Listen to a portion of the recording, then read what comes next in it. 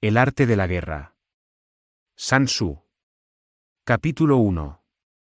Sobre la evaluación. Sun Tzu dice, la guerra es de vital importancia para el Estado, es el dominio de la vida o de la muerte, el camino hacia la supervivencia o la pérdida del imperio, es forzoso manejarla bien. No reflexionar seriamente sobre todo lo que le concierne es dar prueba de una culpable indiferencia en lo que respecta a la conservación o pérdida de lo que nos es más querido, y ello no debe ocurrir entre nosotros. Hay que valorarla en términos de 5 factores fundamentales, y hacer comparaciones entre diversas condiciones de los bandos rivales, con vistas a determinar el resultado de la guerra. El primero de estos factores es la doctrina, el segundo, el tiempo, el tercero, el terreno, el cuarto, el mando, y el quinto, la disciplina.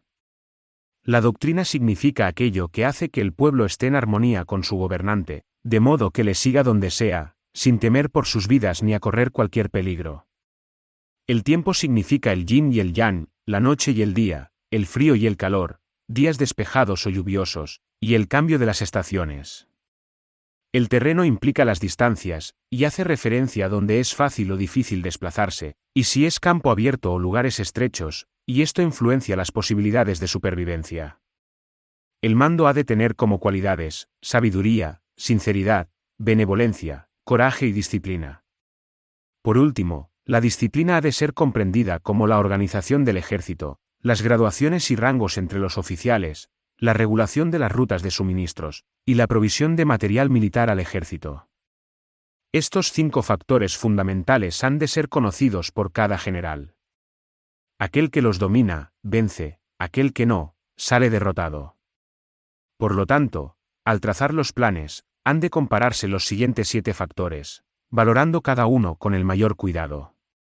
¿Qué dirigente es más sabio y capaz? ¿Qué comandante posee el mayor talento? ¿Qué ejército obtiene ventajas de la naturaleza y el terreno? ¿En qué ejército se observan mejor las regulaciones y las instrucciones? ¿Qué tropas son más fuertes? ¿Qué ejército tiene oficiales y tropas mejor entrenadas? ¿Qué ejército administra recompensas y castigos de forma más justa? Mediante el estudio de estos 7 factores, seré capaz de adivinar cuál de los 2 bandos saldrá victorioso y cuál será derrotado. El general que siga mi consejo, es seguro que vencerá. Ese general ha de ser mantenido al mando. Aquel que ignore mi consejo, ciertamente será derrotado. Ese debe ser destituido. Tras prestar atención a mi consejo y planes, el general debe crear una situación que contribuya a su cumplimiento. Por situación quiero decir que debe tomar en consideración la situación del campo, y actuar de acuerdo con lo que le es ventajoso. El arte de la guerra se basa en el engaño. Por lo tanto, cuando es capaz de atacar, ha de aparentar incapacidad, cuando las tropas se mueven, aparentar inactividad. Si está cerca del enemigo, ha de hacerle creer que está lejos, si está lejos, aparentar que se está cerca. Poner cebos para atraer al enemigo. Golpear al enemigo cuando está desordenado. Prepararse contra él cuando está seguro en todas partes. Evitarle durante un tiempo cuando es más fuerte. Si tu oponente tiene un temperamento colérico, intenta irritarle. Si es arrogante, trata de fomentar su egoísmo. Si las tropas enemigas se hallan bien preparadas tras una reorganización, intenta desordenarlas. Si están unidas, siembra la disensión entre sus filas. Ataca al enemigo cuando no está preparado, y aparece cuando no te espera. Estas son las claves de la victoria para el estratega. Ahora, si las estimaciones realizadas antes de la batalla indican victoria, es porque los cálculos cuidadosamente realizados muestran que tus condiciones son más favorables que las condiciones del enemigo. Si indican derrota, es porque muestran que las condiciones favorables para la batalla son menores.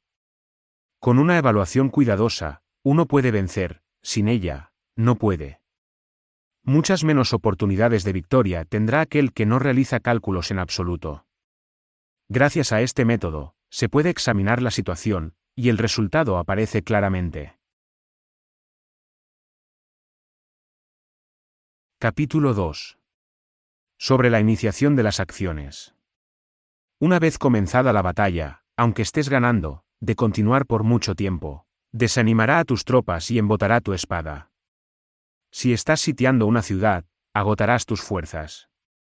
Si mantienes a tu ejército durante mucho tiempo en campaña, tus suministros se agotarán.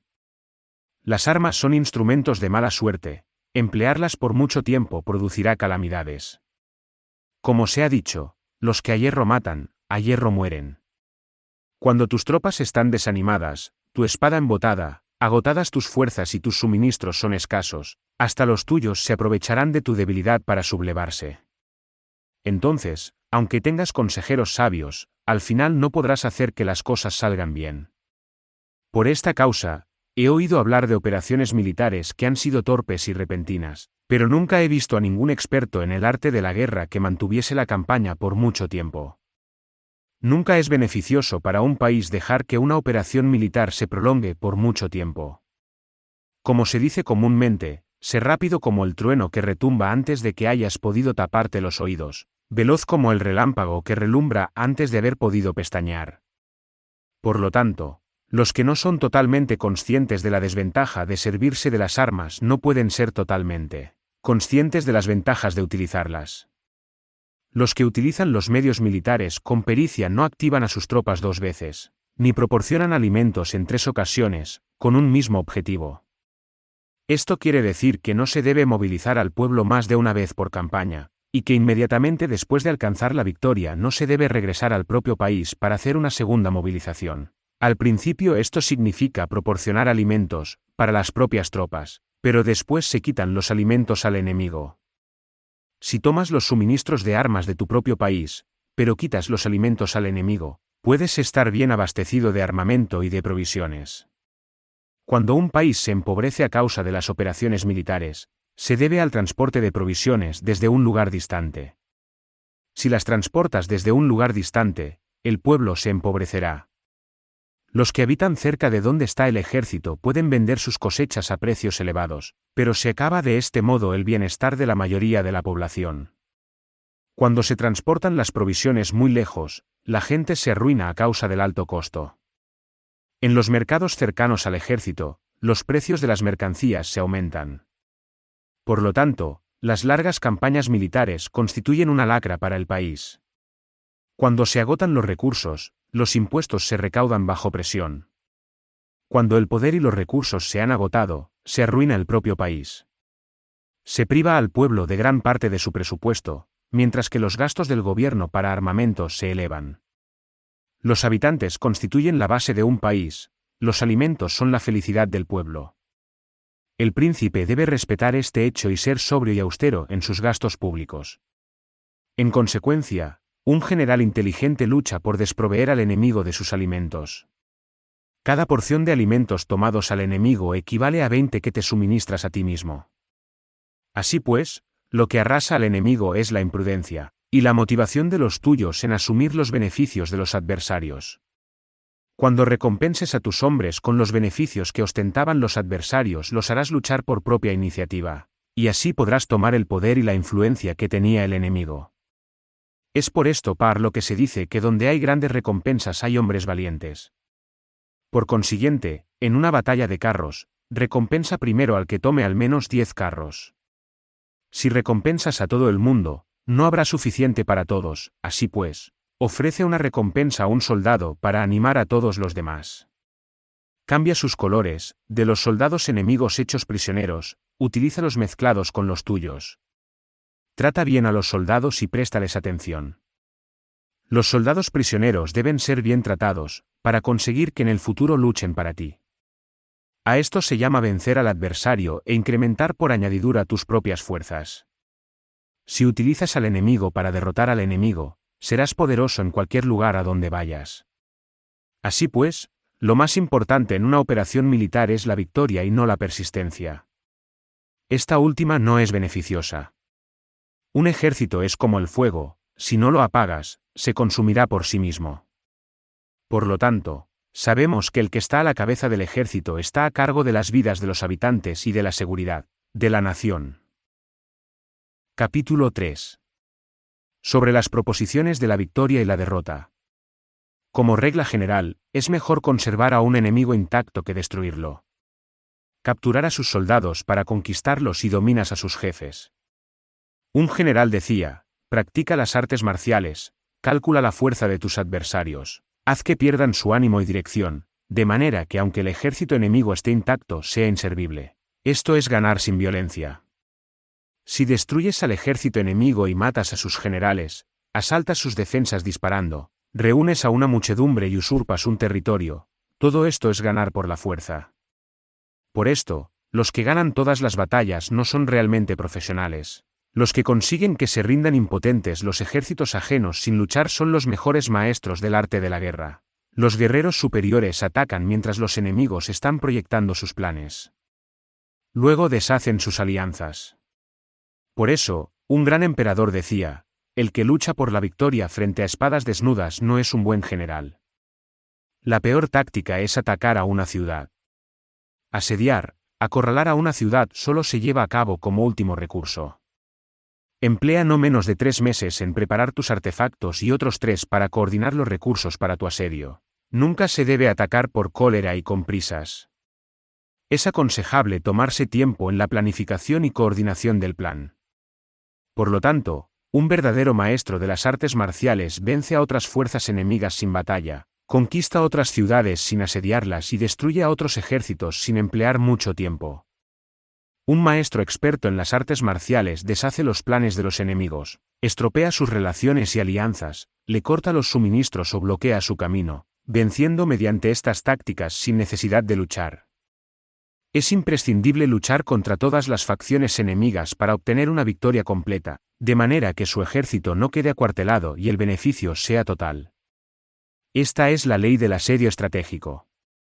La victoria completa se produce cuando el ejército no lucha, la ciudad no es asediada, la destrucción no se prolonga durante mucho tiempo, y en cada caso el enemigo es vencido por el empleo de la estrategia. Así pues, la regla de la utilización de la fuerza es la siguiente: si tus fuerzas son 10 veces superiores a las del adversario, rodéalo; si son 5 veces superiores, atácalo; si son 2 veces superiores, divídelo. Si tus fuerzas son iguales en número, lucha si te es posible. Si tus fuerzas son inferiores, mantente continuamente en guardia, pues el más pequeño fallo te acarrearía las peores consecuencias. Trata de mantenerte al abrigo y evita en lo posible un enfrentamiento abierto con él. La prudencia y la firmeza de un pequeño número de personas pueden llegar a cansar y a dominar incluso a numerosos ejércitos. Este consejo se aplica en los casos en que todos los factores son equivalentes. Si tus fuerzas están en orden mientras que las suyas están inmersas en el caos, si tú y tus fuerzas están con ánimo y ellos desmoralizados, entonces, aunque sean más numerosos, puedes entrar en batalla. Si tus soldados, tus fuerzas, tu estrategia y tu valor son menores que las de tu adversario, entonces debes retirarte y buscar una salida. En consecuencia, si el bando más pequeño es obstinado, cae prisionero del bando más grande. Esto quiere decir que si un pequeño ejército no hace una valoración adecuada de su poder y se atreve a enemistarse con una gran potencia, por mucho que su defensa sea firme, inevitablemente se convertirá en conquistado. Si no puedes ser fuerte, pero tampoco sabes ser débil, serás derrotado. Los generales son servidores del pueblo. Cuando su servicio es completo, el pueblo es fuerte. Cuando su servicio es defectuoso, el pueblo es débil. Así pues, existen 3 maneras en las que un príncipe lleva al ejército al desastre. Cuando un príncipe, ignorando los hechos, ordena avanzar a sus ejércitos o retirarse cuando no deben hacerlo, a esto se le llama inmovilizar al ejército. Cuando un príncipe ignora los asuntos militares, pero comparte en pie de igualdad el mando del ejército, los soldados acaban confusos. Cuando el príncipe ignora cómo llevar a cabo las maniobras militares, pero comparte por igual su dirección, los soldados están vacilantes. Una vez que los ejércitos están confusos y vacilantes, empiezan los problemas procedentes de los adversarios. A esto se le llama perder la victoria por trastornar el aspecto militar. Si intentas utilizar los métodos de un gobierno civil para dirigir una operación militar, la operación será confusa. Triunfan aquellos que saben cuándo luchar y cuándo no. Saben discernir cuándo utilizar muchas o pocas tropas. Tienen tropas cuyos rangos superiores e inferiores tienen el mismo objetivo. Se enfrentan con preparativos a enemigos desprevenidos. Tienen generales competentes y no limitados por sus gobiernos civiles. Estas 5 son las maneras de conocer al futuro vencedor. Hablar de que el príncipe sea el que da las órdenes en todo es como el general solicitarle permiso al príncipe, para poder apagar un fuego, para cuando sea autorizado, ya no quedan sino cenizas. Si conoces a los demás y te conoces a ti mismo, ni en 100 batallas correrás peligro. Si no conoces a los demás, pero te conoces a ti mismo, perderás una batalla y ganarás otra. Si no conoces a los demás ni te conoces a ti mismo, correrás peligro en cada batalla. Capítulo 4. Sobre la medida en la disposición de los medios. Antiguamente, los guerreros expertos se hacían a sí mismos invencibles en primer lugar, y después aguardaban para descubrir la vulnerabilidad de sus adversarios. Hacerte invencible significa conocerte a ti mismo. Aguardar para descubrir la vulnerabilidad del adversario significa conocer a los demás. La invencibilidad está en uno mismo, la vulnerabilidad en el adversario. Por esto, los guerreros expertos pueden ser invencibles, pero no pueden hacer que sus adversarios sean vulnerables. Si los adversarios no tienen orden de batalla sobre el que informarse, ni negligencias o fallos de los que aprovecharse, ¿cómo puedes vencerlos aunque estén bien pertrechados? Por esto es por lo que se dice que la victoria puede ser percibida, pero no fabricada. La invencibilidad es una cuestión de defensa, la vulnerabilidad, una cuestión de ataque. Mientras no hayas observado vulnerabilidades en el orden de batalla de los adversarios, oculta tu propia formación de ataque, y prepárate para ser invencible, con la finalidad de preservarte. Cuando los adversarios tienen órdenes de batalla vulnerables, es el momento de salir a atacarlos. La defensa es para tiempos de escasez, el ataque para tiempos de abundancia.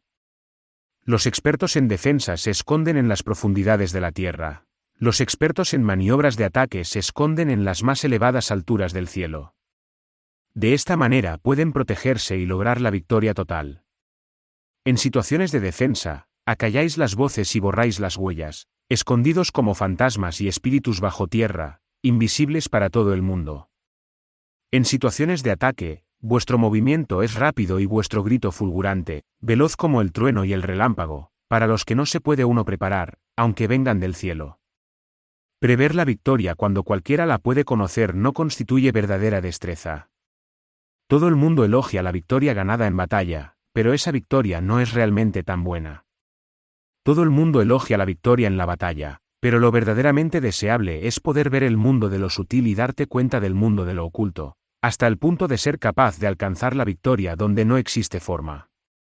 No se requiere mucha fuerza para levantar un cabello, no es necesario tener una vista aguda para ver el sol y la luna, ni se necesita tener mucho oído para escuchar el retumbar del trueno. Lo que todo el mundo conoce no se llama sabiduría. La victoria sobre los demás obtenida por medio de la batalla no se considera una buena victoria. En la antigüedad, los que eran conocidos como buenos guerreros vencían cuando era fácil vencer. Si solo eres capaz de asegurar la victoria tras enfrentarte a un adversario en un conflicto armado, esa victoria es una dura victoria. Si eres capaz de ver lo sutil y de darte cuenta de lo oculto, irrumpiendo antes del orden de batalla, la victoria así obtenida es una victoria fácil. En consecuencia, las victorias de los buenos guerreros no destacan por su inteligencia o su bravura. Así pues, las victorias que ganan en batalla no son debidas a la suerte. Sus victorias no son casualidades, sino que son debidas a haberse situado previamente en posición de poder ganar con seguridad, imponiéndose sobre los que ya han perdido de antemano. La gran sabiduría no es algo obvio, el mérito grande no se anuncia. Cuando eres capaz de ver lo sutil, es fácil ganar. ¿Qué tiene esto que ver con la inteligencia o la bravura? ¿Cuándo se resuelven los problemas antes de que surjan? ¿Quién llama a esto inteligencia? Cuando hay victoria sin batalla, ¿quién habla de bravura?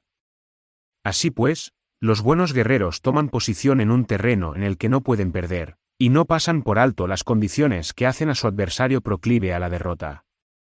En consecuencia, un ejército victorioso gana primero y entabla la batalla después. Un ejército derrotado lucha primero e intenta obtener la victoria después. Esta es la diferencia entre los que tienen estrategia y los que no tienen planes premeditados. Los que utilizan bien las armas cultivan el camino y observan las leyes. Así pueden gobernar prevaleciendo sobre los corruptos. Servirse de la armonía para desvanecer la oposición, no atacar un ejército inocente, no hacer prisioneros o tomar botín par donde pasa el ejército, no cortar los árboles ni contaminar los pozos, limpiar y purificar los templos de las ciudades y montañas del camino que atraviesas, no repetir los errores de una civilización decadente, a todo esto se llama el camino y sus leyes. Cuando el ejército está estrictamente disciplinado, hasta el punto en que los soldados morirían antes que desobedecer las órdenes, y las recompensas y los castigos merecen confianza y están bien establecidos, cuando los jefes y oficiales son capaces de actuar de esta forma, pueden vencer a un príncipe enemigo corrupto. Las reglas militares son 5: medición, valoración, cálculo, comparación y victoria. El terreno da lugar a las mediciones, estas dan lugar a las valoraciones a los cálculos, estos a las comparaciones, y las comparaciones dan lugar a las victorias. Mediante las comparaciones de las dimensiones puedes conocer dónde se halla la victoria o la derrota. En consecuencia, un ejército victorioso es como 1 kilo comparado con 1 gramo. Un ejército derrotado es como 1 gramo comparado con 1 kilo. Cuando el que gana consigue que su pueblo vaya a la batalla como si estuviera dirigiendo una gran corriente de agua hacia un cañón profundo, esto es una cuestión de orden de batalla. Cuando el agua se acumula en un cañón profundo, nadie puede medir su cantidad, lo mismo que nuestra defensa no muestra su forma. Cuando se suelta el agua, se precipita hacia abajo como un torrente, de manera tan irresistible como nuestro propio ataque. En la antigüedad, los que eran conocidos como buenos guerreros vencían cuando era fácil vencer. Si solo eres capaz de asegurar la victoria tras enfrentarte a un adversario en un conflicto armado, esa victoria es una dura victoria. Si eres capaz de ver lo sutil y de darte cuenta de lo oculto, irrumpiendo antes del orden de batalla, la victoria así obtenida es una victoria fácil. En consecuencia, las victorias de los buenos guerreros no destacan por su inteligencia o su bravura. Así pues, las victorias que ganan en batalla no son debidas a la suerte. Sus victorias no son casualidades, sino que son debidas a haberse situado previamente en posición de poder ganar con seguridad, imponiéndose sobre los que ya han perdido de antemano. La gran sabiduría no es algo obvio, el mérito grande no se anuncia. Cuando eres capaz de ver lo sutil, es fácil ganar. ¿Qué tiene esto que ver con la inteligencia o la bravura? Cuando se resuelven los problemas antes de que surjan, ¿quién llama a esto inteligencia? Cuando hay victorias sin batalla, ¿quién habla de bravura? Así pues, los buenos guerreros toman posición en un terreno en el que no pueden perder, y no pasan por alto las condiciones que hacen a su adversario proclive a la derrota. En consecuencia, un ejército victorioso gana primero y entabla la batalla después. Un ejército derrotado lucha primero e intenta obtener la victoria después.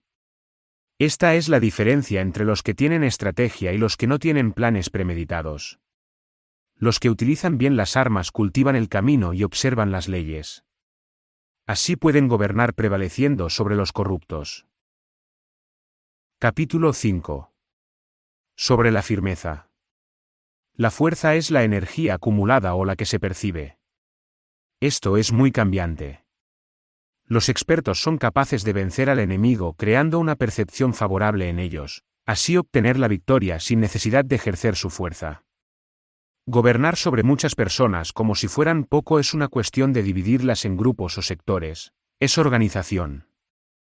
Batallar contra un gran número de tropas como si fueran pocas es una cuestión de demostrar la fuerza, símbolos y señales. Se refiere a lograr una percepción de fuerza y poder en la oposición. En el campo de batalla se refiere a las formaciones y banderas utilizadas para desplegar las tropas y coordinar sus movimientos.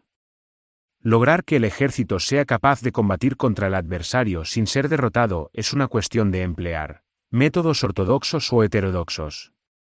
La ortodoxia y la heterodoxia no es algo fijo, sino que se utilizan como un ciclo.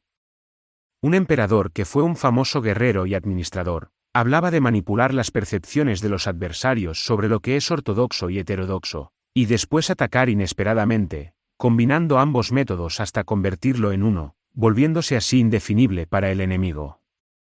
Que el efecto de las fuerzas sea como el de piedras arrojadas sobre huevos, es una cuestión de lleno y vacío.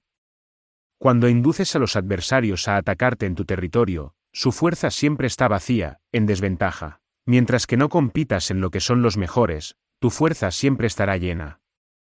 Atacar con lo vacío contra lo lleno es como arrojar piedras sobre huevos, de seguro se rompen. Cuando se entabla una batalla de manera directa, la victoria se gana por sorpresa. El ataque directo es ortodoxo. El ataque indirecto es heterodoxo. Solo hay dos clases de ataques en la batalla, el extraordinario por sorpresa y el directo ordinario, pero sus variantes son innumerables. Lo ortodoxo y lo heterodoxo se originan recíprocamente, como un círculo sin comienzo ni fin. ¿Quién podría agotarlos? Cuando la velocidad del agua que fluye alcanza el punto en el que puede mover las piedras, esta es la fuerza directa. Cuando la velocidad y maniobrabilidad del halcón es tal que puede atacar y matar, esto es precisión. Lo mismo ocurre con los guerreros expertos. Su fuerza es rápida, su precisión certera. Su fuerza es como disparar una catapulta, su precisión es dar en el objetivo previsto y causar el efecto esperado.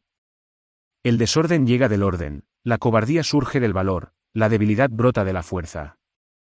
Si quieres fingir desorden para convencer a tus adversarios y distraerlos, primero tienes que organizar el orden, porque solo entonces puedes crear un desorden artificial. Si quieres fingir cobardía para conocer la estrategia de los adversarios, primero tienes que ser extremadamente valiente, porque solo entonces puedes actuar como tímido de manera artificial. Si quieres fingir debilidad para inducir la arrogancia en tus enemigos, primero has de ser extremadamente fuerte, porque solo entonces puedes pretender ser débil. El orden y el desorden son una cuestión de organización, la cobardía es una cuestión valentía y la de ímpetu, la fuerza y la debilidad son una cuestión de la formación en la batalla. Cuando un ejército tiene la fuerza del ímpetu, percepción, incluso el tímido se vuelve valiente, cuando pierde la fuerza del ímpetu, incluso el valiente se convierte en tímido. Nada está fijado en las leyes de la guerra, estas se desarrollan sobre la base del ímpetu. Con astucia se puede anticipar y lograr que los adversarios se convenzan a sí mismos cómo proceder y moverse. Les ayuda a caminar por el camino que les traza. Hace moverse a los enemigos con la perspectiva del triunfo, para que caigan en la emboscada. Los buenos guerreros buscan la efectividad en la batalla a partir de la fuerza del ímpetu, percepción, y no dependen solo de la fuerza de sus soldados. Son capaces de escoger a la mejor gente, desplegarlos adecuadamente y dejar que la fuerza del ímpetu logre sus objetivos. Cuando hay entusiasmo, convicción, orden, organización, recursos, compromiso de los soldados, tienes la fuerza del ímpetu, y el tímido es valeroso. Así es posible asignar a los soldados por sus capacidades, habilidades y encomendarle deberes y responsabilidades adecuadas. El valiente puede luchar, el cuidadoso puede hacer de centinela, y el inteligente puede estudiar, analizar y comunicar. Cada cual es útil. Hacer que los soldados luchen permitiendo que la fuerza del ímpetu haga su trabajo es como hacer rodar rocas.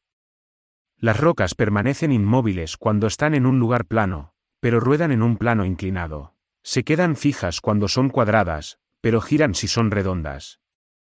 Por lo tanto, cuando se conduce a los hombres a la batalla con astucia, el impulso es como rocas redondas que se precipitan montaña abajo. Esta es la fuerza que produce la victoria. Capítulo 6. Sobre lo lleno y lo vacío.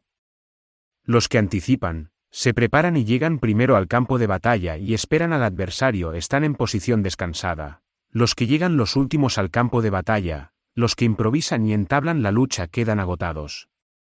Los buenos guerreros hacen que los adversarios vengan a ellos, y de ningún modo se dejan atraer fuera de su fortaleza.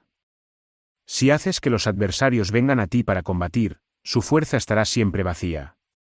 Si no sales a combatir, tu fuerza estará siempre llena. Este es el arte de vaciar a los demás y de llenarte a ti mismo. Lo que impulsa a los adversarios a venir hacia ti por propia decisión es la perspectiva de ganar. Lo que desanima a los adversarios de ir hacia ti es la probabilidad de sufrir daños. Cuando los adversarios están en posición favorable, debes cansarlos. Cuando están bien alimentados, cortar los suministros. Cuando están descansando, hacer que se pongan en movimiento. Ataca inesperadamente, haciendo que los adversarios se agoten corriendo para salvar sus vidas. Interrumpe sus provisiones, arrasa sus campos y corta sus vías de aprovisionamiento. Aparece en lugares críticos y ataca donde menos se lo esperen, haciendo que tengan que acudir al rescate. Aparece donde no puedan ir, se dirige hacia donde menos se lo esperen. Para desplazarte cientos de kilómetros sin cansancio, atraviesa tierras despobladas. Atacar un espacio abierto no significa solo un espacio en el que el enemigo no tiene defensa. Mientras su defensa no sea estricta, el lugar no esté bien guardado, los enemigos se desperdigarán ante ti, como si estuvieras atravesando un territorio despoblado. Para tomar infaliblemente lo que atacas, ataca donde no haya defensa. Para mantener una defensa infaliblemente segura, defiende donde no haya ataque. Así, en el caso de los que son expertos en el ataque, sus enemigos no saben por dónde atacar. Cuando se cumplen las instrucciones, las personas son sinceramente leales y comprometidas, los planes y preparativos para la defensa implantados con firmeza. Siendo tan sutil y reservado que no se revelan las estrategias de ninguna forma, y los adversarios se sienten inseguros, y su inteligencia no les sirve para nada. Sé extremadamente sutil, discreto, hasta el punto de no tener forma. Sé completamente misterioso y confidencial, hasta el punto de ser silencioso. De esta manera podrás dirigir el destino de tus adversarios. Para avanzar sin encontrar resistencia, arremete por sus puntos débiles. Para retirarte de manera esquiva, sé más rápido que ellos.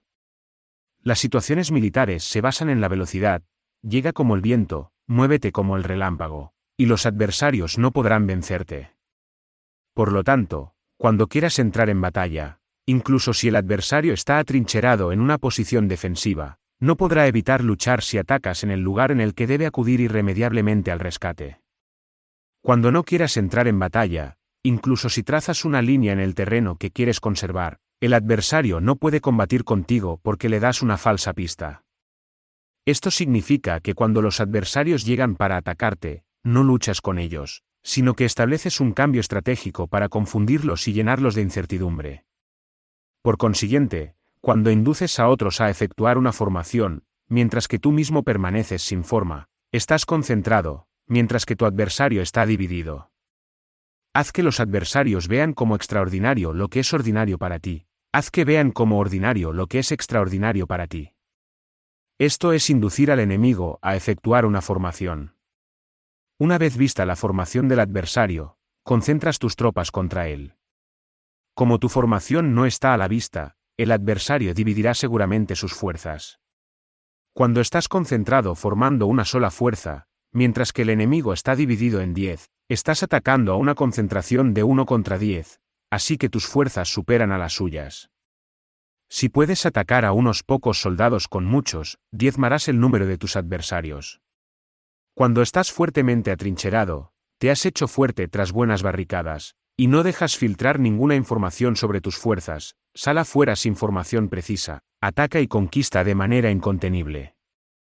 No han de conocer dónde piensas librar la batalla, porque cuando no se conoce, el enemigo destaca muchos puestos de vigilancia, y en el momento en el que se establecen numerosos puestos solo tienes que combatir contra pequeñas unidades.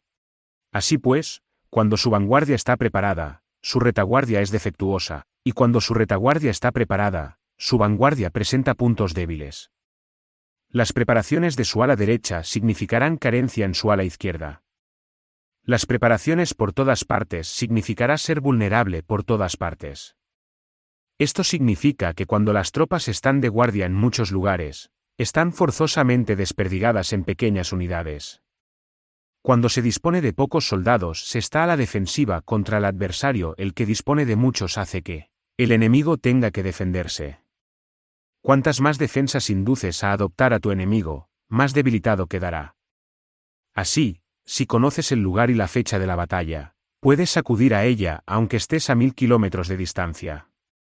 Si no conoces el lugar y la fecha de la batalla, entonces tu flanco izquierdo no puede salvar al derecho, tu vanguardia no puede salvar a tu retaguardia, y tu retaguardia no puede salvar a tu vanguardia, ni siquiera en un territorio de unas pocas docenas de kilómetros. Si tienes muchas más tropas que los demás, ¿cómo puede ayudarte este factor para obtener la victoria?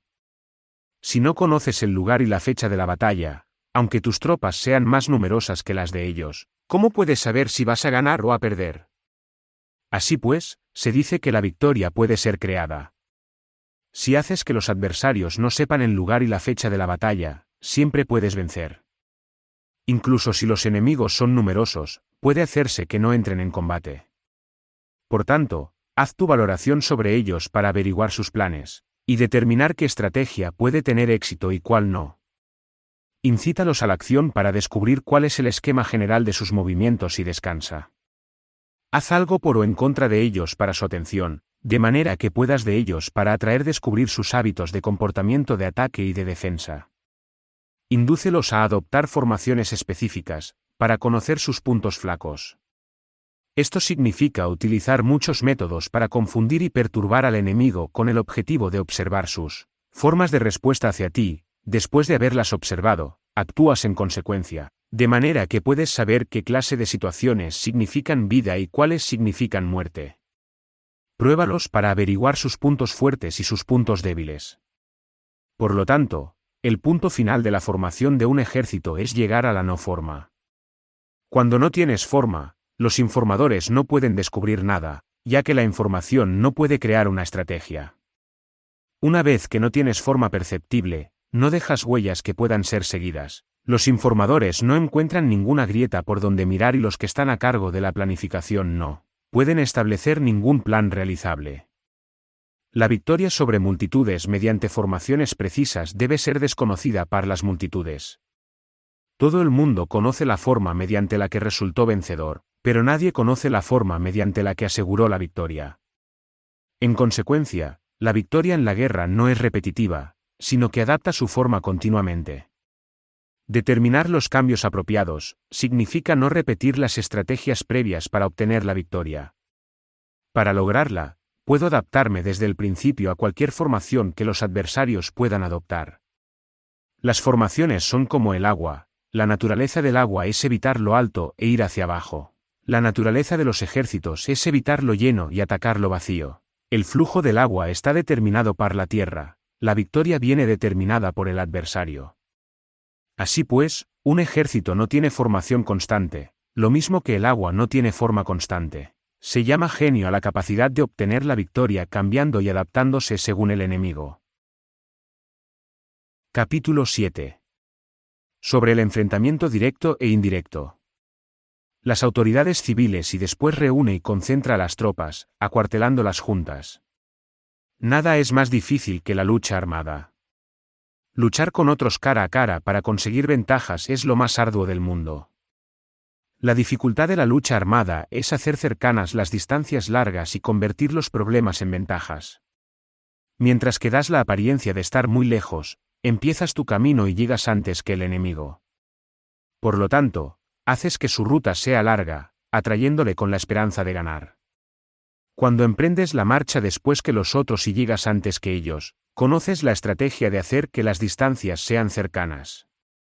Sírvete de una unidad especial para engañar al enemigo atrayéndole a una falsa persecución, haciéndole creer que el grueso de tus fuerzas está muy lejos. Entonces, lanzas una fuerza de ataque sorpresa que llega antes, aunque emprendió el camino después. Por consiguiente, la lucha armada puede ser provechosa y puede ser peligrosa. Para el experto es provechosa, para el inexperto peligrosa.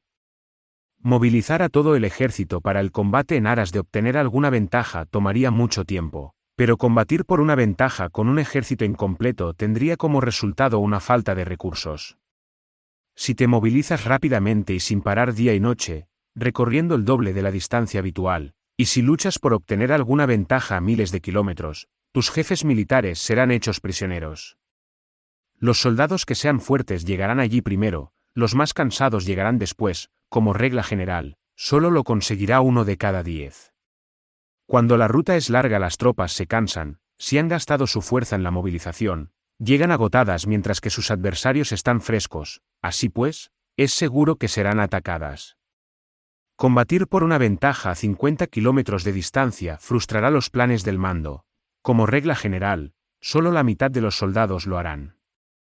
Si se combate por obtener una ventaja a 30 kilómetros de distancia, solo 2 de cada 3 soldados los recorrerán. Así pues, un ejército perece si no está equipado, si no tiene provisiones o si no tiene dinero. Estas tres cosas son necesarias. No puedes combatir para ganar con un ejército no equipado, o sin provisiones, lo que el dinero facilita. Por tanto, si ignoras los planes de tus rivales, no puedes hacer alianzas precisas.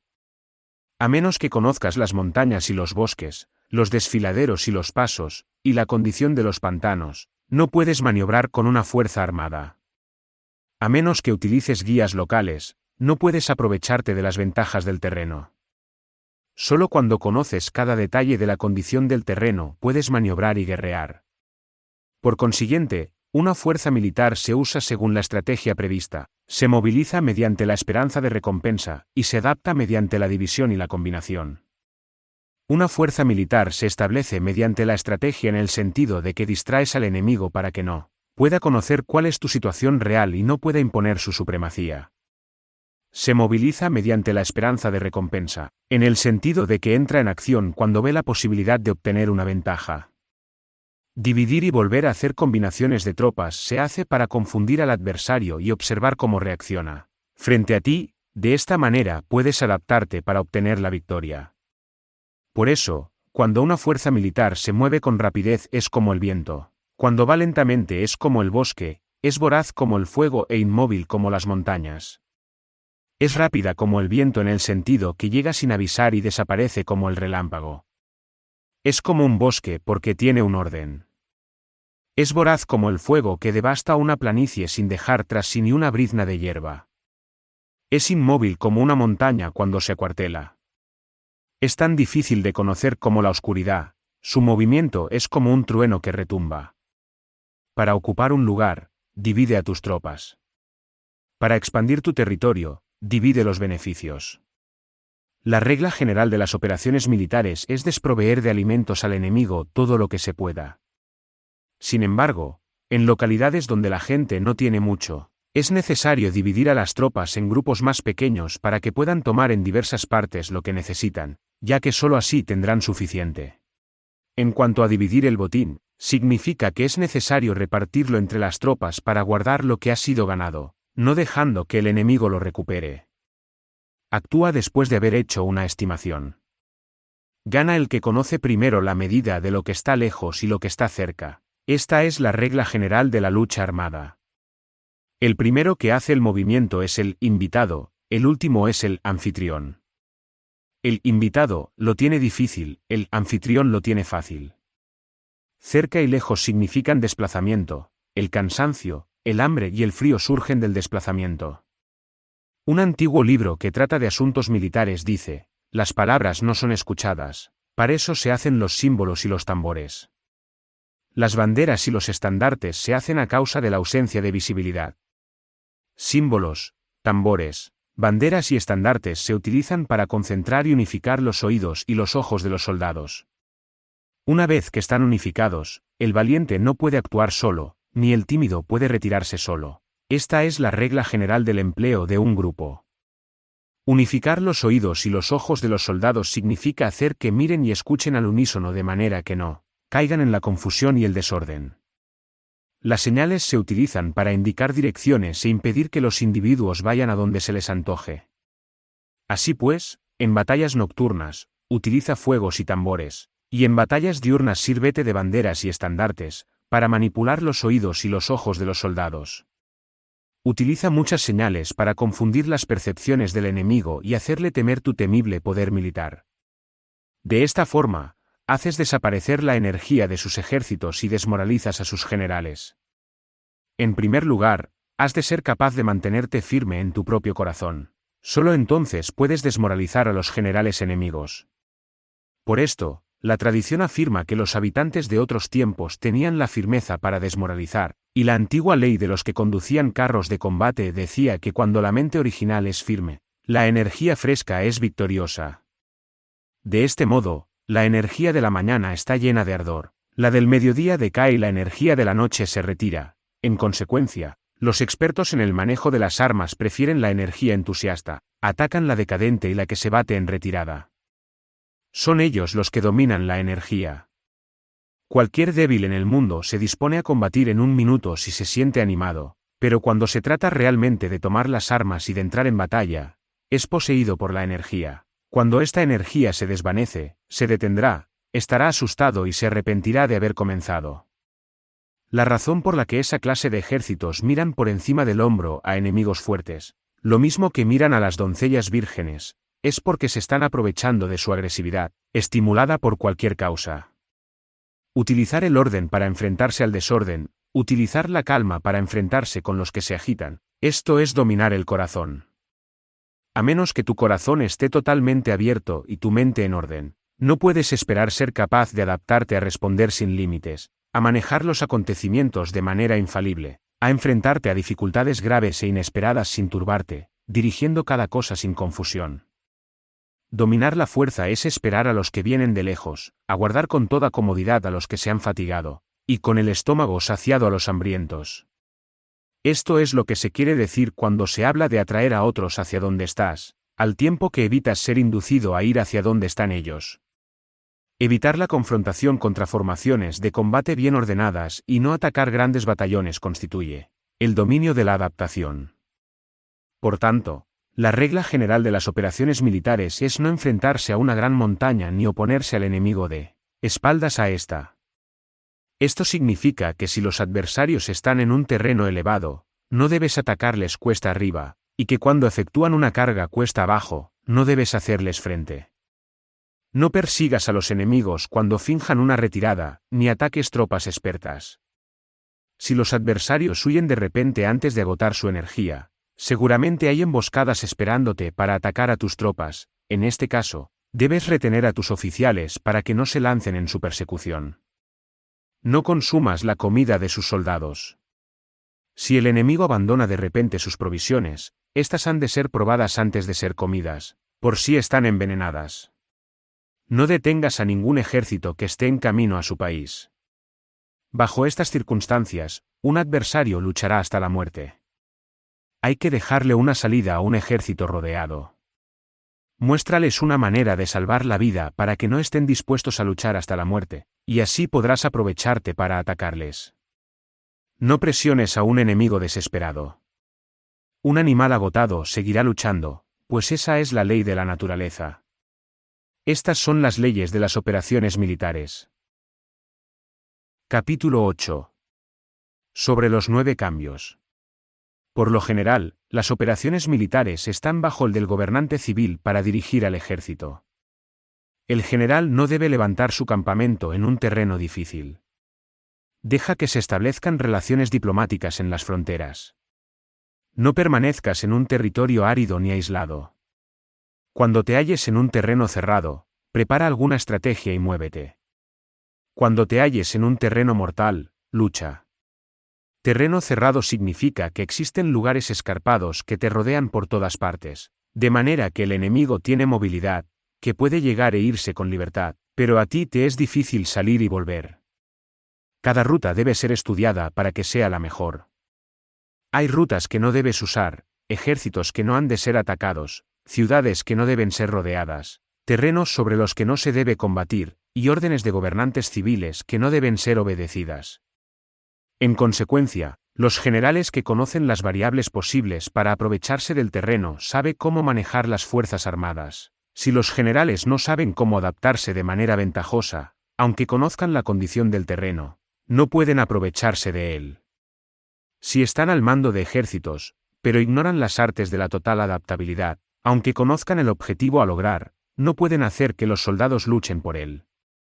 Si eres capaz de ajustar la campaña a cambiar conforme al ímpetu de las fuerzas, entonces la ventaja no cambia, y los únicos que son perjudicados son los enemigos. Por esta razón, no existe una estructura permanente. Si puedes comprender totalmente este principio, puedes hacer que los soldados actúen en la mejor forma posible. Por lo tanto, las consideraciones de la persona inteligente siempre incluyen el analizar objetivamente el beneficio y el daño. Cuando considera el beneficio, su acción se expande; cuando considera el daño, sus problemas pueden resolverse. El beneficio y el daño son interdependientes, y los sabios los tienen en cuenta. Por ello, lo que retiene a los adversarios es el daño, lo que les mantiene ocupados es la acción, y lo que les motiva es el beneficio. Cansa a los enemigos manteniéndolos ocupados y no dejándoles respirar. Pero antes de lograrlo, tienes que realizar previamente tu propia labor. Esa labor consiste en desarrollar un ejército fuerte, un pueblo próspero, una sociedad armoniosa y una manera ordenada de vivir. Así pues, la norma general de las operaciones militares consiste en no contar con que el enemigo no acuda, sino confiar en tener los medios de enfrentarte a él, no contar con que el adversario no ataque, sino confiar en poseer lo que no puede ser atacado. Si puedes recordar siempre el peligro cuando estás a salvo y el caos en tiempos de orden, permanece atento al peligro y al caos mientras no tengan todavía forma, y evítalos antes de que se presenten. Esta es la mejor estrategia de todas. Por esto, existen 5 rasgos que son peligrosos en los generales. Los que están dispuestos a morir, pueden perder la vida; los que quieren preservar la vida, pueden ser hechos prisioneros; los que son dados a los apasionamientos irracionales, pueden ser ridiculizados; los que son muy puritanos, pueden ser deshonrados; los que son compasivos, pueden ser turbados. Si te presentas en un lugar que con toda seguridad los enemigos se precipitarán a defender, las personas compasivas se apresurarán invariablemente a rescatar a sus habitantes, causándose a sí mismos problemas y cansancio. Estos son 5 rasgos que constituyen defectos en los generales y que son desastrosos para las operaciones militares. Los buenos generales son de otra manera, se comprometen hasta la muerte, pero no se aferran a la esperanza de sobrevivir, actúan de acuerdo con los acontecimientos, en forma racional y realista, sin dejarse llevar por las emociones ni estar sujetos a quedar confundidos. Cuando ven una buena oportunidad, son como tigres, en caso contrario cierran sus puertas. Su acción y su no acción son cuestiones de estrategia, y no pueden ser complacidos ni enfadados. Capítulo 9. Sobre la distribución de los medios. Las maniobras militares son el resultado de los planes y las estrategias en la manera más ventajosa para ganar. Determinan la movilidad y efectividad de las tropas. Si vas a colocar tu ejército en posición de observar al enemigo, atraviesa rápido las montañas y vigílalos desde un valle. Considera el efecto de la luz y mantente en la posición más elevada del valle.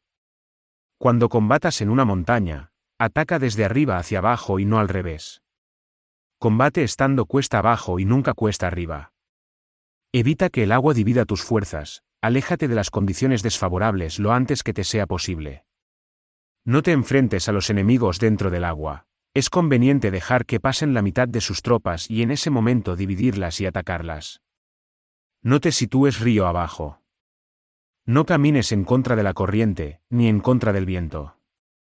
Si acampas en la ribera de un río, tus ejércitos pueden ser sorprendidos de noche, empujados a ahogarse o se les puede colocar veneno en la corriente. Tus barcas no deben ser amarradas corriente abajo, para impedir que el enemigo aproveche la corriente lanzando sus barcas contra ti. Si atraviesas pantanos, hazlo rápidamente. Si te encuentras frente a un ejército en medio de un pantano, permanece cerca de sus plantas acuáticas o respaldado por los árboles. En una llanura, toma posiciones desde las que sea fácil maniobrar, manteniendo las elevaciones del terreno detrás y a tu derecha, estando las partes más bajas delante y las más altos detrás.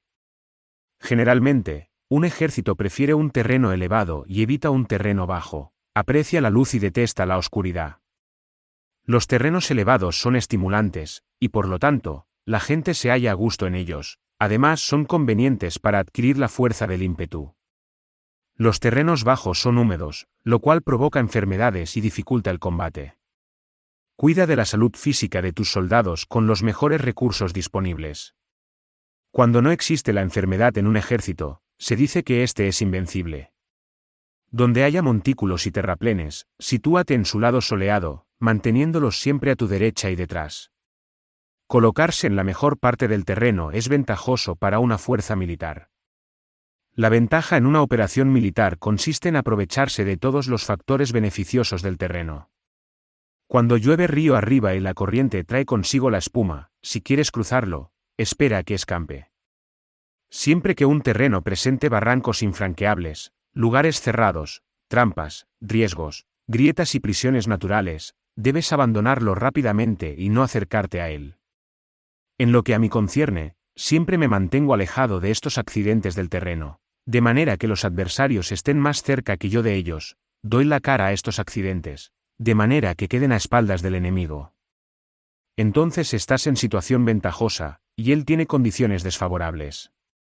Cuando un ejército se está desplazando, si atraviesa territorios montañosos con muchas corrientes de agua y pozos, o pantanos cubiertos de juncos, o bosques vírgenes llenos de árboles y vegetación, es imprescindible escudriñarlos totalmente y con cuidado, ya que estos lugares ayudan a las emboscadas y a los espías.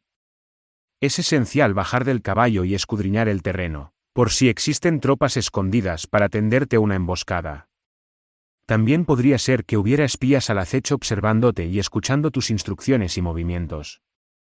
Cuando el enemigo está cerca, pero permanece en calma, quiere decir que se halla en una posición fuerte. Cuando está lejos pero intenta provocar hostilidades, quiere que avances. Sí, además, su posición es accesible, eso quiere decir que le es favorable. Si un adversario no conserva la posición que le es favorable por las condiciones del terreno y se sitúa en otro lugar conveniente, debe ser porque existe alguna ventaja táctica para obrar de esta manera. Si se mueven los árboles, es que el enemigo se está acercando.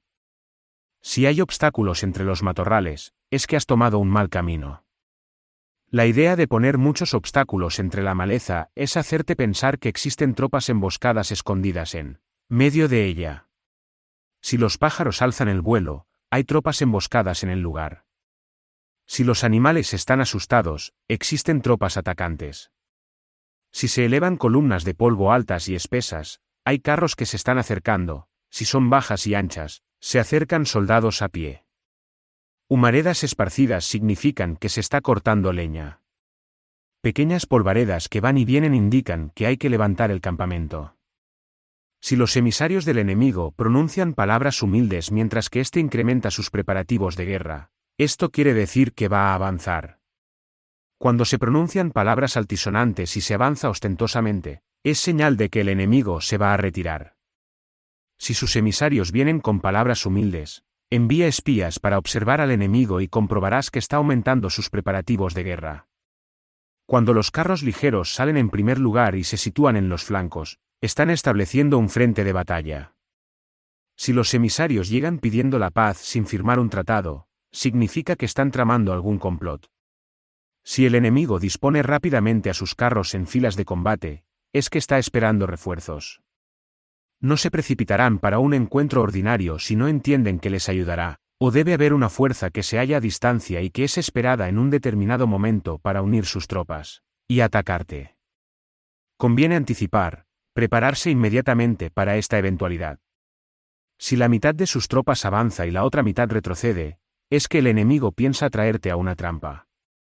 El enemigo está fingiendo en este caso confusión y desorden para incitarte a que avances. Si los soldados enemigos se apoyan unos en otros, es que están hambrientos. Si los aguadores beben en primer lugar, es que las tropas están sedientas.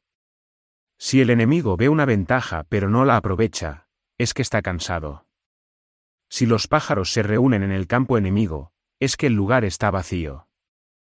Si hay pájaros sobrevolando una ciudad, el ejército ha huido. Si se producen llamadas nocturnas, es que los soldados enemigos están atemorizados. Tienen miedo y están inquietos, y por eso se llaman unos a otros. Si el ejército no tiene disciplina, esto quiere decir que el general no es tomado en serio. Si los estandartes se mueven, es que está sumido en la confusión. Las señales se utilizan para unificar el grupo, así pues, si se desplaza de acá para allá sin orden ni concierto, significa que sus filas están confusas. Si sus emisarios muestran irritación, significa que están cansados. Si matan sus caballos para obtener carne, es que los soldados carecen de alimentos. Cuando no tienen marmitas y no vuelven a su campamento, son enemigos completamente desesperados. Si se producen murmuraciones, faltas de disciplina y los soldados hablan mucho entre sí, quiere decir que se ha perdido la lealtad de la tropa. Las murmuraciones describen la expresión de los verdaderos sentimientos. Las faltas de disciplina indican problemas con los superiores. Cuando el mando ha perdido la lealtad de las tropas, los soldados se hablan con franqueza entre sí sobre los problemas con sus superiores. Si se otorgan numerosas recompensas, es que el enemigo se halla en un callejón sin salida. Cuando se ordenan demasiados castigos, es que el enemigo está desesperado. Cuando la fuerza de su ímpetu está agotada, otorgan constantes recompensas para tener contentos a los soldados, para evitar que se rebelen en masa. Cuando los soldados están tan agotados que no pueden cumplir las órdenes, son castigados una y otra vez para restablecer la autoridad. Ser violento al principio y terminar después temiendo a los propios soldados es el colmo de la ineptitud. Los emisarios que acuden con actitud conciliatoria indican que el enemigo quiere una tregua. Si las tropas enemigas se enfrentan a ti con ardor, pero demoran el momento de entrar en combate sin abandonar no obstante el terreno, has de observarlos cuidadosamente. Están preparando un ataque por sorpresa.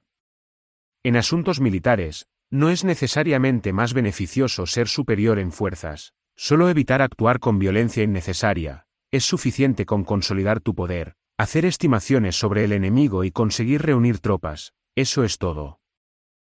El enemigo que actúa aisladamente, que carece de estrategia y que toma a la ligera a sus adversarios, inevitablemente acabará siendo derrotado.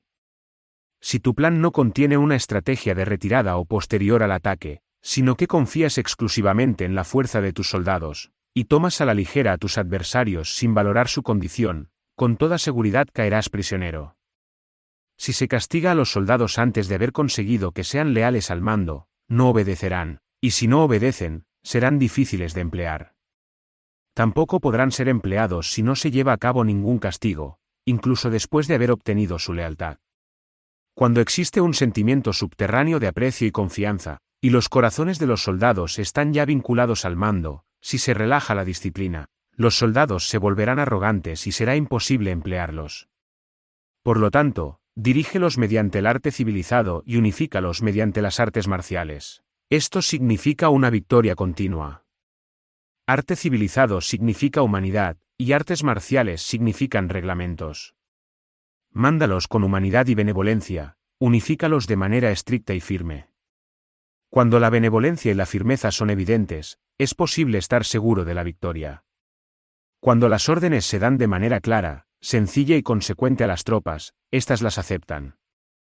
Cuando las órdenes son confusas, contradictorias y cambiantes, las tropas no las aceptan o no las entienden. Cuando las órdenes son razonables, justas, sencillas, claras y consecuentes, existe una satisfacción recíproca entre el líder y el grupo. Capítulo 10. Sobre la topología.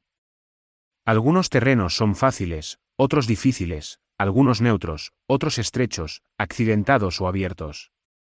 Cuando el terreno sea accesible, sé el primero en establecer tu posición, eligiendo las alturas soleadas, una posición que sea adecuada para transportar los suministros, así tendrás ventaja cuando libres la batalla. Cuando estés en un terreno difícil de salir, estás limitado.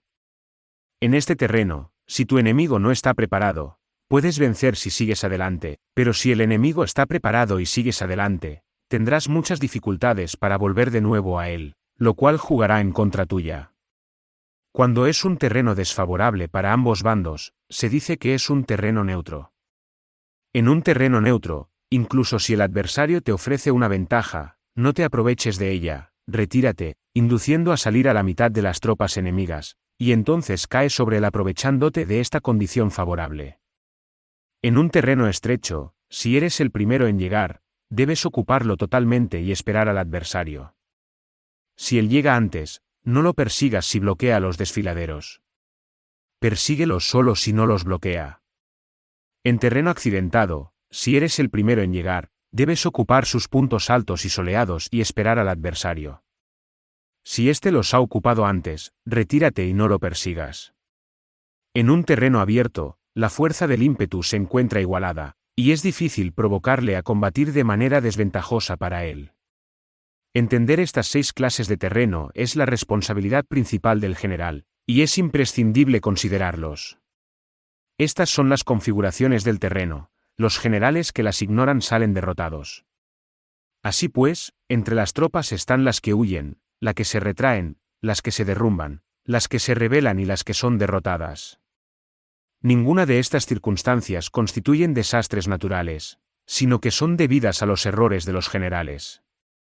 Las tropas que tienen el mismo ímpetu, pero que atacan en proporción de 1 contra 10, salen derrotadas. Los que tienen tropas fuertes pero cuyos oficiales son débiles, quedan retraídos. Los que tienen soldados débiles al mando de oficiales fuertes, se verán en apuros. Cuando los oficiales superiores están encolerizados y son violentos, y se enfrentan al enemigo por su cuenta y por despecho, y cuando los generales ignoran sus capacidades, el ejército se desmoronará. Como norma general, para poder vencer al enemigo, todo el mando militar debe tener una sola intención y todas las fuerzas militares deben cooperar. Cuando los generales son débiles y carecen de autoridad, cuando las órdenes no son claras, cuando oficiales y soldados no tienen solidez y las formaciones son anárquicas, se produce revuelta. Los generales que son derrotados son aquellos que son incapaces de calibrar a los adversarios, entran en combate con fuerzas superiores en número o mejor equipadas, y no seleccionan a sus tropas según los niveles de preparación de las mismas.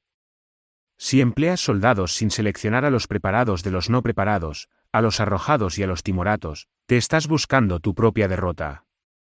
Estas son las 6 maneras de ser derrotado. La comprensión de estas situaciones es la responsabilidad suprema de los generales y deben ser consideradas. La primera es no calibrar el número de fuerzas, la segunda, la ausencia de un sistema claro de recompensas y castigos, la tercera, la insuficiencia de entrenamiento, la cuarta es la pasión irracional, la quinta es la ineficacia de la ley del orden, y la sexta es el fallo de no seleccionar a los soldados fuertes y resueltos. La configuración del terreno puede ser un apoyo para el ejército, para los jefes militares. El curso de la acción adecuada es calibrar al adversario para asegurar la victoria y calcular los riesgos y las distancias. Salen vencedores los que libran batallas conociendo estos elementos, salen derrotados los que luchan ignorándolos. Por lo tanto, cuando las leyes de la guerra señalan una victoria segura es claramente apropiado entablar batalla, incluso si el gobierno ha dado órdenes de no atacar.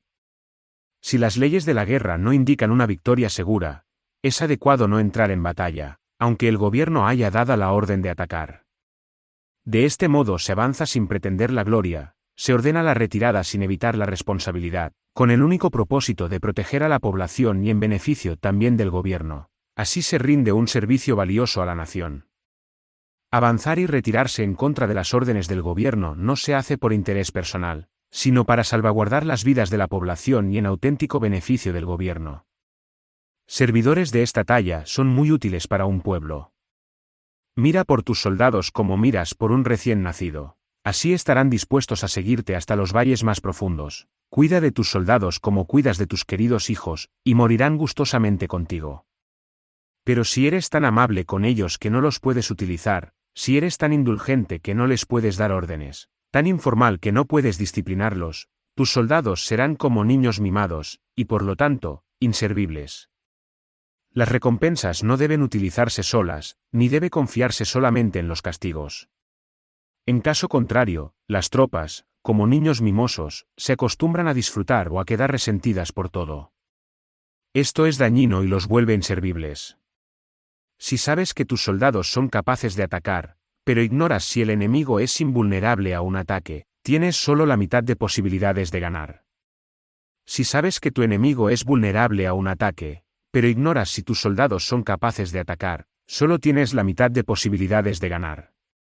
Si sabes que el enemigo es vulnerable a un ataque, y tus soldados pueden llevarlo a cabo, pero ignoras si la condición del terreno es favorable para la batalla, tienes la mitad de probabilidades de vencer. Por lo tanto, los que conocen las artes marciales no pierden el tiempo cuando efectúan sus movimientos, ni se agotan cuando atacan. Debido a esto se dice que cuando te conoces a ti mismo y conoces a los demás, la victoria no es un peligro. Cuando conoces el cielo y la tierra, la victoria es inagotable. Capítulo 11. Sobre las 9 clases de terreno. Conforme a las leyes de las operaciones militares, existen 9 clases de terreno. Sí. Intereses locales luchan entre sí en su propio territorio, a este se le llama terreno de dispersión. Cuando los soldados están apegados a su casa y combaten cerca de su hogar, pueden ser dispersados con facilidad.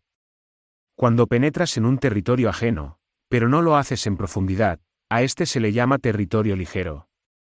Esto significa que los soldados pueden regresar fácilmente. El territorio que puede resultarte ventajoso si lo tomas, y ventajoso al enemigo si es él quien lo conquista, Se llama terreno clave. Un terreno de lucha inevitable es cualquier enclave defensivo o paso estratégico. Un territorio igualmente accesible para ti y para los demás se llama terreno de comunicación. El territorio que está rodeado por 3 territorios rivales y es el primero en proporcionar libre acceso a él a todo el mundo se llama terreno de intersección. El terreno de intersección es aquel en el que convergen las principales vías de comunicación uniéndolas entre sí. Sé el primero en ocuparlo, y la gente tendrá que ponerse de tu lado. Si lo obtienes, te encuentras seguro, si lo pierdes, corres peligro. Cuando penetras en profundidad en un territorio ajeno, y dejas detrás muchas ciudades y pueblos, a este terreno se le llama difícil. Es un terreno del que es difícil regresar. Cuando atraviesas montañas boscosas, desfiladeros abruptos u otros accidentes difíciles de atravesar, a esto se le llama terreno desfavorable. Cuando el acceso es estrecho y la salida es tortuosa, de manera que una pequeña unidad enemiga puede atacarte, aunque tus tropas sean más numerosas, a este se le llama terreno cercado. Si eres capaz de una gran adaptación, puedes atravesar este territorio. Si solo puedes sobrevivir en un territorio luchando con rapidez, y si es fácil morir si no lo haces, a este se le llama terreno mortal. Las tropas que se encuentran en un terreno mortal están en la misma situación que si se encontraran en una barca que se hunde o en una casa ardiendo. Así pues, no combatas en un terreno de dispersión, no te detengas en un terreno ligero, no ataques en un terreno clave, ocupado por el enemigo, no dejes que tus tropas sean divididas en un terreno de comunicación. En terrenos de intersección, establece comunicaciones, en terrenos difíciles, entra aprovisionado. En terrenos desfavorables, continúa marchando, en terrenos cercados, haz planes, en terrenos mortales, lucha. En un terreno de dispersión, los soldados pueden huir. Un terreno ligero es cuando los soldados han penetrado en territorio enemigo, pero todavía no tienen las espaldas cubiertas, por eso, sus mentes no están realmente concentradas y no están listos para la batalla. No es ventajoso atacar al enemigo en un terreno clave. Lo que es ventajoso es llegar el primero a él. No debe permitirse que quede aislado el terreno de comunicación, para poder servirse de las rutas de suministros. En terrenos de intersección, estarás a salvo si estableces alianzas, si las pierdes, te encontrarás en peligro. En terrenos difíciles, entrar aprovisionado significa reunir todo lo necesario para estar allí mucho tiempo. En terrenos desfavorables, ya que no puedes atrincherarte en ello, debes apresurarte a salir. En terrenos cercados, introduce tácticas sorpresivas. Si las tropas caen en un terreno mortal, todo el mundo luchará de manera espontánea. Por esto se dice, sitúa a las tropas en un terreno mortal y sobrevivirán. Los que eran antes considerados como expertos en el arte de la guerra eran capaces de hacer que el enemigo perdiera contacto entre su vanguardia y su retaguardia, la confianza entre las grandes y las pequeñas unidades, el interés recíproco para el bienestar de los diferentes rangos, el apoyo mutuo entre gobernantes y gobernados, el alistamiento de soldados y la coherencia de sus ejércitos. Estos expertos entraban en acción cuando les era ventajoso, y se retenían en caso contrario. Introducían cambios para confundir al enemigo, atacándolos aquí y allá, aterrorizándolos y sembrando en ellos la confusión, de tal manera que no les daban tiempo para hacer planes.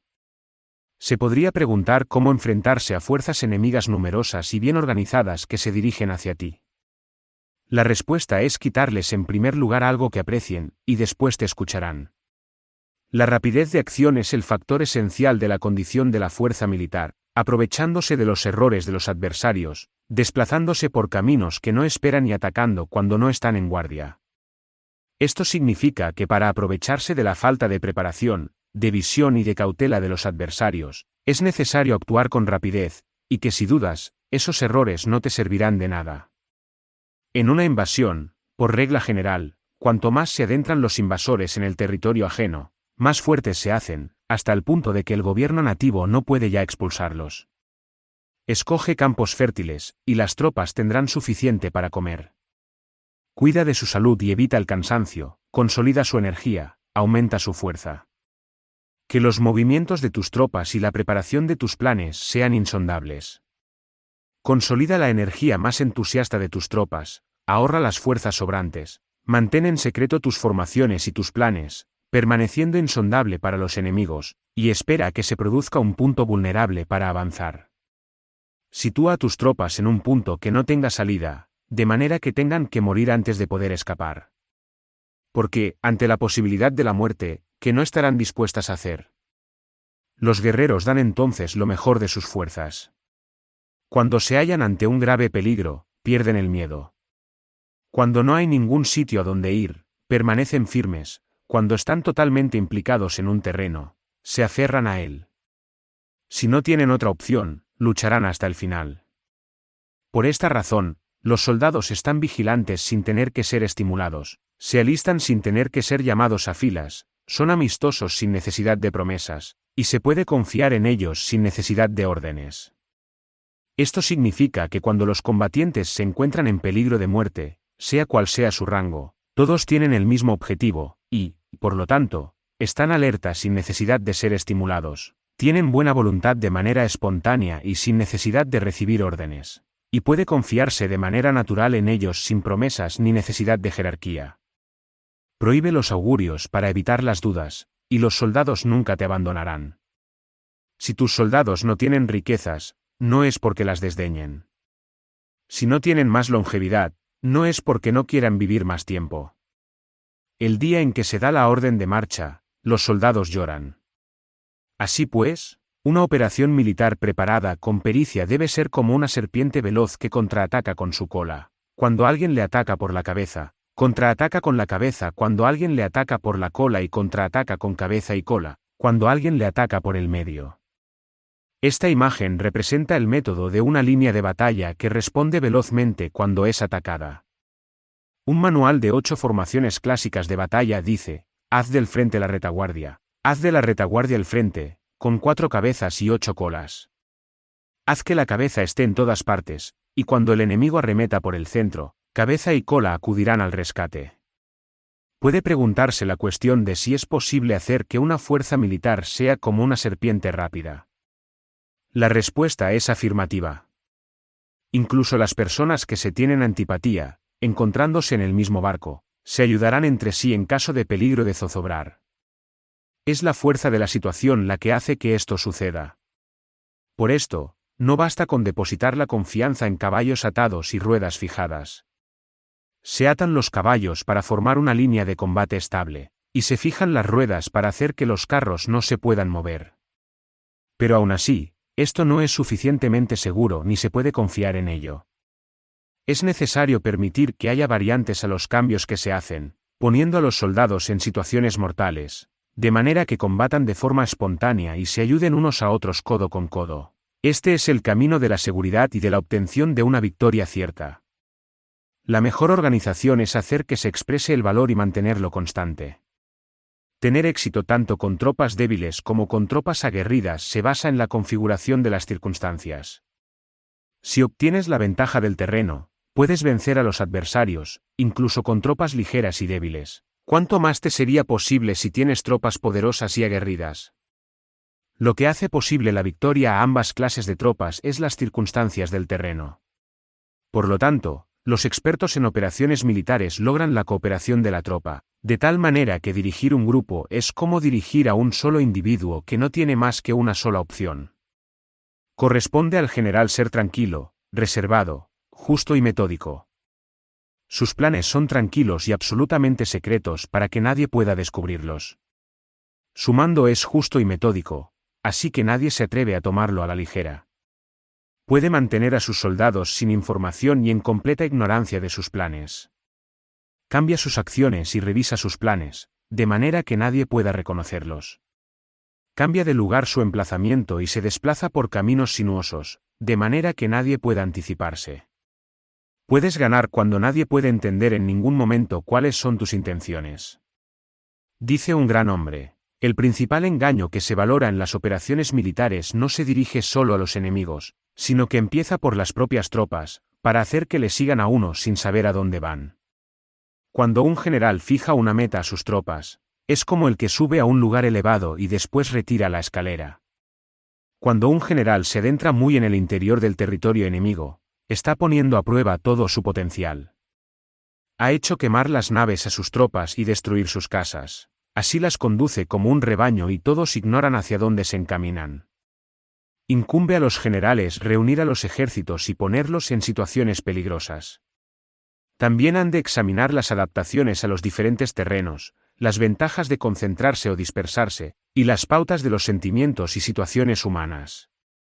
Cuando se habla de ventajas y de desventajas de la concentración y de la dispersión, quiere decir que las pautas de los comportamientos humanos cambian según los diferentes tipos de terreno. En general, la pauta general de los invasores es unirse cuando están en el corazón del territorio enemigo, pero tienden a dispersarse cuando están en las franjas fronterizas. Cuando dejas tu territorio y atraviesas la frontera en una operación militar, te hallas en un terreno aislado. Cuando es accesible desde todos los puntos, es un terreno de comunicación. Cuando te adentras en profundidad, estás en un terreno difícil. Cuando penetras poco, estás en un terreno ligero. Cuando a tus espaldas se hallen espesuras infranqueables y delante pasajes estrechos, estás en un terreno cercado. Cuando no haya ningún sitio a donde ir, se trata de un terreno mortal. Así pues, en un terreno de dispersión, yo unificaría las mentes de los soldados. En un terreno ligero, las mantendría en contacto. En un terreno clave, les haría apresurarse para tomarlo. En un terreno de intersección, prestaría atención a la defensa. En un terreno de comunicación, establecería sólidas alianzas. En un terreno difícil, aseguraría suministros continuados. En un terreno desfavorable, urgiría a mis tropas a salir rápidamente de él. En un terreno cercado, cerraría las entradas. En un terreno mortal, indicaría a mis tropas que no existe ninguna posibilidad de sobrevivir. Por esto, la psicología de los soldados consiste en resistir cuando se ven rodeados, luchar cuando no se puede evitar, y obedecer en casos extremos. Hasta que los soldados no se ven rodeados, no tienen la determinación de resistir al enemigo hasta alcanzar la victoria. Cuando están desesperados, presentan una defensa unificada. Por ello, los que ignoran los planes enemigos no pueden preparar alianzas. Los que ignoran las circunstancias del terreno no pueden hacer maniobrar a sus fuerzas. Los que no utilizan guías locales no pueden aprovecharse del terreno. Los militares de un gobierno eficaz deben conocer todos estos factores. Cuando el ejército de un gobierno eficaz ataca a un gran territorio, el pueblo no se puede unir. Cuando su poder sobrepasa a los adversarios, es imposible hacer alianzas. Si puedes averiguar los planes de tus adversarios, aprovéchate del terreno y haz maniobrar al enemigo de manera que se encuentre indefenso. En este caso, ni siquiera un gran territorio puede reunir suficientes tropas para detenerte. Por lo tanto, si no luchas por obtener alianzas, ni aumentas el poder de ningún país, pero extiendes tu influencia personal amenazando a los adversarios, todo ello hace que el país y las ciudades enemigas sean vulnerables. Otorga recompensas que no estén reguladas y da órdenes desacostumbradas. Considera la ventaja de otorgar recompensas que no tengan precedentes. Observa cómo el enemigo hace promesas sin tener en cuenta los códigos establecidos. Maneja las tropas como si fueran una sola persona. Empléalas en tareas reales, pero no les hables. Motívalas con recompensas, pero no les comentes los perjuicios posibles. Emplea a tus soldados solo en combatir, sin comunicarles tu estrategia. Déjales conocer los beneficios que les esperan, pero no les hables de los daños potenciales. Si la verdad se filtra, tu estrategia puede hundirse. Si los soldados empiezan a preocuparse, se volverán vacilantes y temerosos. Colócalos en una situación de posible exterminio, y entonces lucharán para vivir. Ponles en peligro de muerte, y entonces sobrevivirán. Cuando las tropas afrontan peligros, son capaces de luchar para obtener la victoria. Así pues, la tarea de una operación militar es fingir acomodarse a las intenciones del enemigo. Si te concentras totalmente en este, puedes matar a su general aunque estés a kilómetros de distancia. A esto se llama cumplir el objetivo con pericia. Al principio te acomodas a sus intenciones, después matas a sus generales. Esta es la pericia en el cumplimiento del objetivo. Así, el día en que se declara la guerra, se cierran las fronteras, se rompen los salvoconductos y se impide el paso de emisarios. Los asuntos se deciden rigurosamente desde que se comienza a planificar y establecer la estrategia desde la casa o cuartel general. El rigor en los cuarteles generales en la fase de planificación se refiere al mantenimiento del secreto. Cuando el enemigo ofrece oportunidades, aprovéchalas inmediatamente. Entérate primero de lo que pretende, y después anticípate a él. Mantén la disciplina y adáptate al enemigo, para determinar el resultado de la guerra. Así, al principio eres como una doncella y el enemigo abre sus puertas, entonces, tú eres como una liebre suelta, y el enemigo no podrá expulsarte. Capítulo 12. Sobre el arte de atacar por el fuego. Existen 5 clases de ataques mediante el fuego: quemar a las personas, quemar los suministros, quemar el equipo, quemar los almacenes y quemar las armas. El uso del fuego tiene que tener una base, y exige ciertos medios. Existen momentos adecuados para encender fuegos, concretamente cuando el tiempo es seco y ventoso. Normalmente, en ataques mediante el fuego es imprescindible seguir los cambios producidos por este. Cuando el fuego está dentro del campamento enemigo, prepárate rápidamente desde fuera. Si los soldados se mantienen en calma cuando el fuego se ha declarado, espera y no ataques. Cuando el fuego alcance su punto álgido, síguelo, si puedes, si no, espera. En general, el fuego se utiliza para sembrar la confusión en el enemigo y así poder atacarle. Cuando el fuego puede ser prendido en campo abierto, no esperes a hacerlo en su interior, hazlo cuando sea oportuno. Cuando el fuego sea atizado para el viento, no ataques en dirección contraria a este. No es eficaz luchar contra el ímpetu del fuego, porque el enemigo luchará en este caso hasta la muerte. Si ha soplado el viento durante el día, a la noche amainará. Un viento diurno cesará al anochecer, un viento nocturno cesará al amanecer.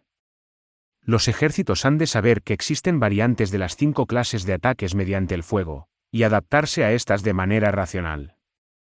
No basta saber cómo atacar a los demás con el fuego, es necesario saber cómo impedir que los demás te ataquen a ti. Así pues, la utilización del fuego para apoyar un ataque significa claridad, y la utilización del agua para apoyar un ataque significa fuerza. El agua puede incomunicar, pero no puede arrasar. El agua puede utilizarse para dividir a un ejército enemigo, de manera que su fuerza se desuna y la tuya se fortalezca.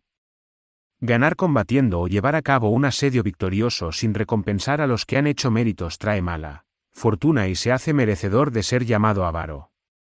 Por eso se dice que un gobierno esclarecido lo tiene en cuenta y que un buen mando militar recompensa el mérito. No moviliza a sus tropas cuando no hay ventajas que obtener, ni actúa cuando no hay nada que ganar, ni luchan cuando no existe peligro. Las armas son instrumentos de mal augurio, y la guerra es un asunto peligroso. Es indispensable impedir una derrota desastrosa, y por lo tanto, no vale la pena movilizar un ejército por razones insignificantes. Las armas solo deben utilizarse cuando no existe otro remedio. Un gobierno no debe movilizar un ejército por ira, y los jefes militares no deben provocar la guerra por cólera. Actúa cuando sea beneficioso, en caso contrario, desiste. La ira puede convertirse en alegría, y la cólera puede convertirse en placer, pero un pueblo destruido no puede hacérsele renacer, y la muerte no puede convertirse en vida. En consecuencia, un gobierno esclarecido presta atención a todo esto, y un buen mando militar lo tiene en cuenta. Esta es la manera de mantener a la nación a salvo y de conservar intacto a su ejército. Capítulo 13. Sobre la concordia y la discordia. Una operación militar significa un gran esfuerzo para el pueblo, y la guerra puede durar muchos años para obtener una victoria de un día. Así pues, fallar en conocer la situación de los adversarios por economizar en aprobar gastos para investigar y estudiar a la oposición es extremadamente inhumano, y no es típico de un buen jefe militar, de un consejero de gobierno, ni de un gobernante victorioso. Por lo tanto, lo que posibilita a un gobierno inteligente y a un mando militar sabio vencer a los demás y lograr triunfos extraordinarios con esa información esencial. La información previa no puede obtenerse de fantasmas ni espíritus, ni se puede tener por analogía, ni descubrir mediante cálculos. Debe obtenerse de personas que conozcan la situación del adversario. Existen 5 clases de espías: el espía nativo, el espía interno, el doble agente, el espía liquidable, y el espía flotante. Cuando están activos todos ellos, nadie conoce sus rutas, a esto se le llama genio organizativo, y se aplica al gobernante. Los espías nativos se contratan entre los habitantes de una localidad. Los espías internos se contratan entre los funcionarios enemigos. Los agentes dobles se contratan entre los espías enemigos. Los espías liquidables transmiten falsos datos a los espías enemigos. Los espías flotantes vuelven para traer sus informes. Entre los funcionarios del régimen enemigo, se hallan aquellos con los que se puede establecer contacto y a los que se puede sobornar para averiguar la situación de su país y descubrir cualquier plan que se trame contra ti. También pueden ser utilizados para crear desavenencias y desarmonía. En consecuencia, nadie en las Fuerzas Armadas es tratado con tanta familiaridad como los espías, ni a nadie se le otorgan recompensas tan grandes como a ellos, ni hay asunto más secreto que el espionaje. Si no se trata bien a los espías, pueden convertirse en renegados y trabajar para el enemigo. No se pueden utilizar a los espías sin sagacidad y conocimiento. No puede uno servirse de espías sin humanidad y justicia. No se puede obtener la verdad de los espías sin sutileza. Ciertamente, es un asunto muy delicado. Los espías son útiles en todas partes. Cada asunto requiere un conocimiento previo. Si algún asunto de espionaje es divulgado antes de que el espía haya informado, este y el que lo haya divulgado deben eliminarse. Siempre que quieras atacar a un ejército, asediar una ciudad o atacar a una persona, has de conocer previamente la identidad de los generales que la defienden, de sus aliados, sus visitantes, sus centinelas y de sus criados. Así pues, haz que tus espías averigüen todo sobre ellos. Siempre que vayas a atacar y a combatir, debes conocer primero los talentos de los servidores del enemigo, y así puedes enfrentarte a ellos según sus capacidades. Debes buscar a agentes enemigos que hayan venido a espiarte, sobornarlos e inducirlos a pasarse a tu lado, para poder utilizarlos como agentes dobles. Con la información obtenida de esta manera, puedes encontrar espías nativos y espías internos para contratarlos. Con la información obtenida de estos, puedes fabricar información falsa sirviéndote de espías liquidables. Con la información así obtenida, puedes hacer que los espías flotantes actúen según los planes previstos. Es esencial para un gobernante conocer las 5 clases de espionaje, y este conocimiento depende de los agentes dobles. Así pues, estos deben ser bien tratados. Así, solo un gobernante brillante o un general sabio que pueda utilizar a los más inteligentes para el espionaje, puede estar seguro de la victoria. El espionaje es esencial para las operaciones militares, y los ejércitos dependen de él para llevar a cabo sus acciones. No será ventajoso para el ejército actuar sin conocer la situación del enemigo, y conocer la situación del enemigo no es posible sin el espionaje.